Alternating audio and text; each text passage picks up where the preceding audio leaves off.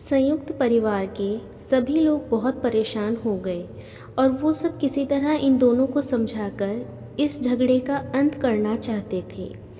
जब सभी के प्रयास काम नहीं आए तो वो लोग पति पत्नी के इस जोड़े को घर के सबसे बुजुर्ग सदस्य यानी दादाजी के पास लेकर गए।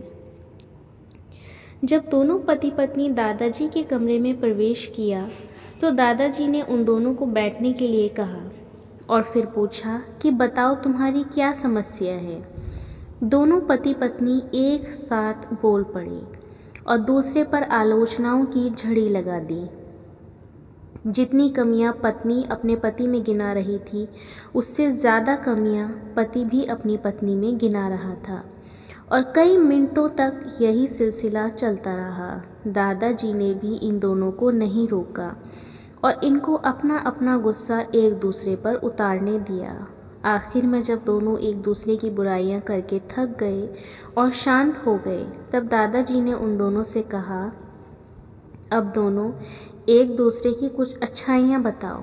जब अच्छाइयाँ बताने का समय आया तब दोनों ही पति और पत्नी एकदम से चुप हो गए। शायद गुस्से में उन्हें कुछ याद ही नहीं आ रहा था या फिर गुस्से की वजह से ही वो एक दूसरे की अच्छाइयाँ बताना नहीं चाहते थे।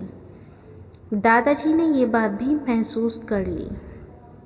थोड़ी देर तक जब कोई भी नहीं बोला तब दादाजी ने कहा, अच्छा ठीक है, ये लो पेपर और पेन, एक दूसरे की अच्छाइयाँ इसमें लिखो। पति पत्नी दोनों ने पेपर और पेन लिया और एक दूसरे से काफ़ी दूर जाकर बैठ गए।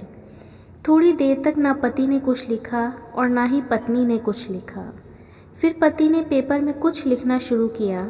उसे देखकर पत्नी ने भी अपने पेपर में लिखना शुरू कर दिया। ऐसा लग रहा था जैसे दोनों एक दूसरे से कंपटीशन कर रही हों।